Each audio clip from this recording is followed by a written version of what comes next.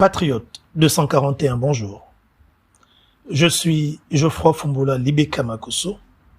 Je suis acteur de la société civile gabonaise. Et mon intervention aujourd'hui est liée à l'obligation vaccinale qui, de façon non dite, est désormais en vigueur sur le territoire gabonais. Mais 10 questions aux membres du gouvernement à propos. Mais avant que de les formuler, je tiens à rappeler que l'article 1er de notre Constitution dispose, en son alinéa 2, la liberté de conscience, de pensée, d'opinion, d'expression, de communication, la libre pratique de la religion sont garanties à tous, sous réserve du respect de l'ordre public. Alinéa 21. Chaque citoyen a le devoir de défendre la patrie et l'obligation de protéger et de respecter la Constitution, les lois et les règlements en vigueur. C'est dans ce sens que j'interviens, dans cette obligation de défendre la patrie et dans cette liberté d'expression et de communication garantie par notre Constitution. Le contexte.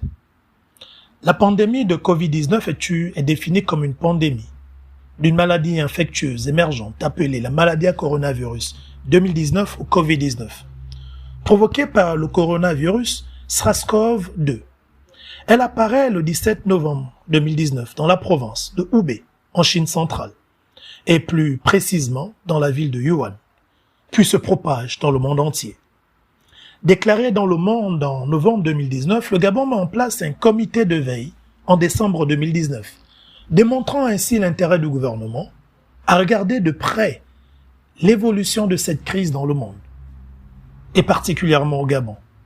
Le cas zéro est déclaré au Gabon le 12 mars 2020.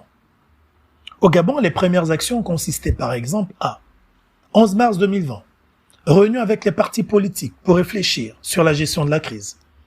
23 mars 2020, mise en place du comité scientifique. 2 mai 2020, première réunion avec la communauté scientifique et médicale. 10 avril 2020, premier état d'urgence de 15 jours avec un confinement total du Grand Libreville. 25 avril 2020, deuxième état d'urgence de 15 jours par son renouvellement. 12 mai 2020, troisième état d'urgence pour 45 jours au travers de la loi d'urgence sanitaire. Et depuis lors, ça n'en finit pas. Bientôt 2 ans. Mais depuis ce mois de septembre, nous observons des actions allant dans le sens d'une obligation vaccinale dans les forces de sécurité et de défense, dans les ministères et administrations. En somme, la mise en place non dite d'un pass sanitaire. Le premier constat est que le Gabon, au lieu de s'inspirer des pays asiatiques qui avaient déjà vécu une crise similaire en 2002 et qui s'en sont rapidement sortis face à celle de la Covid 2019, a préféré s'inspirer de la France comme modèle de lutte contre la Covid-19 alors que cette dernière se positionne comme l'un des mauvais élèves au niveau international en matière de gestion de crise au regard de ses statistiques. Quand les pays asiatiques préconisaient le port du masque dès le début de la crise, la France, quant à elle, déclarait que ce n'était pas nécessaire, chose que le Gabon a aussitôt reprise dans sa stratégie. Quand cette même France a décidé que le port du masque devait être rendu obligatoire, le Gabon a aussitôt rendu le port du masque obligatoire. Quand la même France décide de l'obligation vaccinale, le Gabon aussitôt emboîte le pas.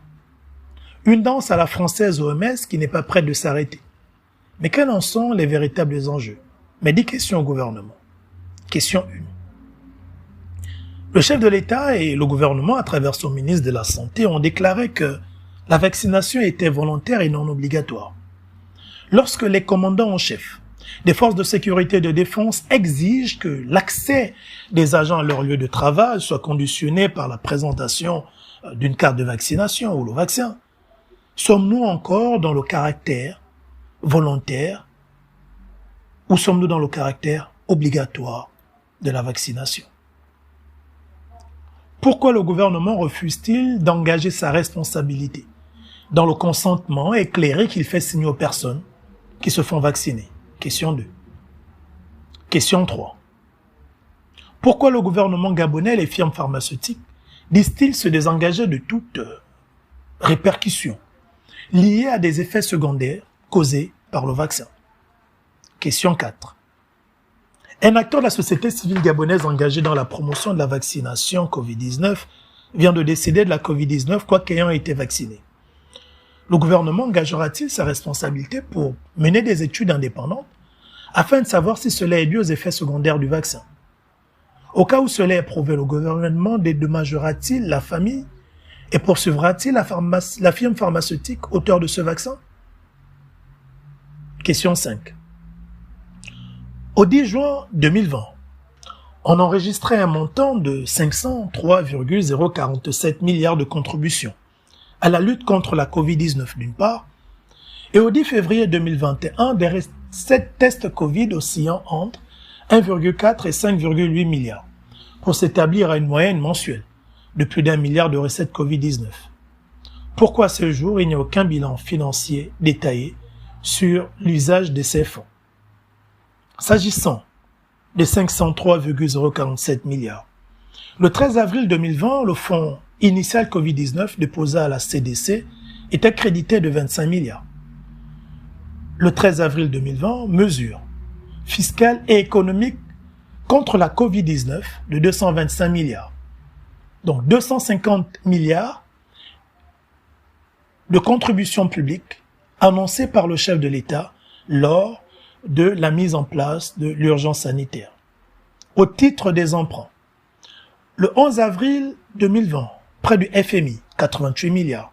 13 avril 2020, près de l'AFD, 3,2 milliards. 19 mai 2020, la Banque mondiale, 5 milliards. Le 24 juin 2020, la Banque africaine de développement, 66 milliards. Le 31 juin 2020, près du FMI, 84 milliards. Au titre des emprunts, on dénotait 246,2 milliards au 31 juillet 2020. Au titre des dons, décembre 2019, contribution personnelle du chef de l'État pour achat de matériel, 4 milliards. 10 avril 2020, cotisation des membres du gouvernement gabonais, 102 millions. 17 avril 2020, don d'Ali Bongo à la CNAMGS pour la gratuité des soins, 2,1 milliards. 23 avril 2020, don de la communauté libanaise du Gabon, 415 millions. 25 avril 2020, don de Gabon Télécom, 60 millions. 30 avril 2020, Fondation Seydou Khan, 30 millions. 31 avril 2020, don du billet, 90 millions. 10 juin 2020, don d'Artel Gabon, 50 millions. Et là, on ne compte pas les autres dons de compagnies, des assurances et tout ce qui va avec. Pourquoi à ce jour, nous n'avons pas un bilan détaillé des contributions liées à la Covid-19? Question 6. L'efficacité des vaccins étant sujette à discussion dans les pays où ces derniers ont été créés, pourquoi le gouvernement gabonais, avec tous ses scientifiques, n'a-t-il à ce jour jamais organisé des débats objectifs et contradictoires pour permettre à la population de se faire sa propre opinion? Question 7. En date du 10 avril 2020, lors de son allocution, le chef de l'État annonçait la création de 60 centres de tests de dépistage, la dotation de 100 respirateurs, 100 appareils d'aide respiratoire, 10 ambulances équipées, dont une par province, 9 kits d'imagerie mobile par province.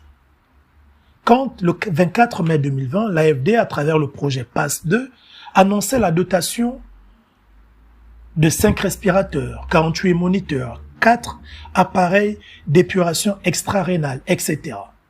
Peut-on aujourd'hui dire que tous les hôpitaux du Gabon sont aux normes ou disposent du minimum pour traiter les cas de Covid-19? Question 8. Le Gabon disposant d'un laboratoire certifié P4, à savoir le CIRMF.